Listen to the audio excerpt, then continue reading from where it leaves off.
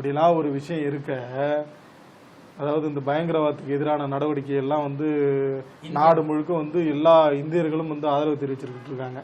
இது மாதிரி அனைத்து மாநிலங்களும் வந்து ஆதரவு தெரிவிச்சிருக்குல்ல. ஆனா நம்ம இங்க தமிழ்நாட்டுல மட்டும் தமிழ்நாடு ஏதோ ஒரு தனி நாடு அப்படிங்கிற தோரணை எல்லாம் பேசிட்டு இருந்த முதலமைச்சர் நான் வந்து இல்லைங்க, தமிழ்நாட்டுல வந்து நாளைக்கு வந்து பேரணி பண்றாங்க, அமைதி பேரணி. அததாங்க சொல்லுவாங்க. ராணுவத்திற்கு ஆதரவு. ஆமா, ஊர்ல வந்து தமிழ்நாட்டையே வந்து பெருமைப்படுற அளவுக்கு வந்து ஆமா ராணுவத்துக்கு ஆதரவு தெரிவிச்சு நம்ம பீச் ரோட்ல இருக்கிற டிஜிபி ஆபீஸ் இருக்காங்க, காவல்துறை தலைமை அலுவலகம். ஆமாங்க, அங்க இருந்து வார் மெமோரியல் போர் நினைவு சின்னம். ஆமா, அது வரைக்கும் நடந்து பேரணியா போயிட்டு நம்ம ராணுவ வீரர்களுக்கு பெருமை சேர்க்கிறாங்க. ராணுவ வீரர்களுக்கு பெருமை சேர்க்கிறாங்க.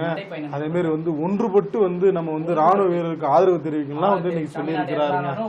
ராணுவ வீரருக்கு ஆதரவா இருக்கும் அந்த நிலைப்பாட்டை காட்டணும். உள்ளபடியே வந்து தமிழ்நாடு வந்து பெருமைப்பட வேண்டிய விஷயத்தெல்லாம் அவர் பண்ணியிருக்கிறாருங்க. மக்கள் வந்து ராணுவத்தோட இருக்கிறோம், அவங்களை வந்து பெருமைப்படுத்துறோம்ன்று இந்த பேரணி நடத்துறாரு. முதலமைச்சர் அதை தான் சொல்லியிருக்காரு. அப்படி இருந்தாலும் கொடுங்க அப்படிலாம் நீங்க சொன்னா, முதலமைச்சர் சொல்லியிருக்காரு பேரணி பத்தி எல்லாம், இந்த பயங்கரவாத தாக்குதலுக்கு எதிர் நடவடிக்கைகள்லாம் வந்து இந்தியாவை ஆதரிச்சு பல்வேறு அரசியல் கட்சி தலைவர்லாம் வந்து அதுக்கு வந்து ஆதரவு தெரிவிச்செல்லாம் வந்து இது பண்ணியிருந்தாங்க. நம்ம முதலமைச்சர்ல இருந்து எதிர்கட்சி தலைவர்ல இருந்து இப்ப அரசியல் கட்சி தலைவர் எல்லாம் இது பண்ணியிருந்தாங்க. ஆனா ஒருத்தரோட சவுண்டை மட்டும் காணுமாங்க. அதுதான் சொல்லுவாங்க இல்லைங்க, உலக ஐயகனே கட்டங்கள் கட்டு. அவர் கதை உங்களுக்கு கேட்டீங்களா? அவருடைய படத்தோட பாடல் வெளியீட்டு இல்லாம தள்ளி வச்சுட்டாங்க.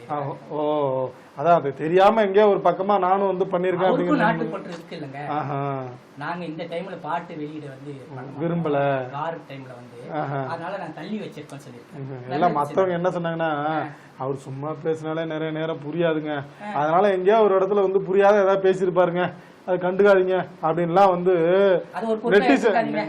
நெட்டிசன்கள் அப்படிலாம் சொல்லிட்டு இருந்தாங்க.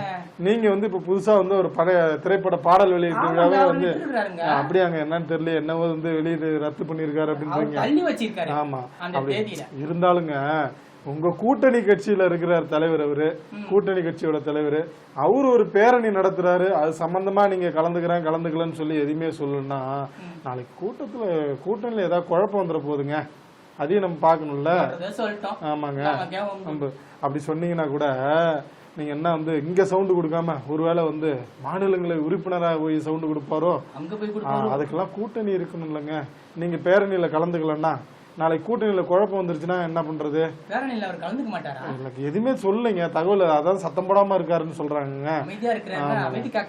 அமைதி காக்குறாரு. இதுல என்னங்க அமைதி? நமக்கு ஏன் வம்பு? நம்மளுக்காக கேக்குறோம், நாட்டு மக்களுக்காக அமைதி பேரணி நடக்குது, அதுல வந்து கலந்துக்கல என்ன வேண்டியிருக்கு? சொல்றதா சொல்றோம், நமக்கு ஏன் வம்பு?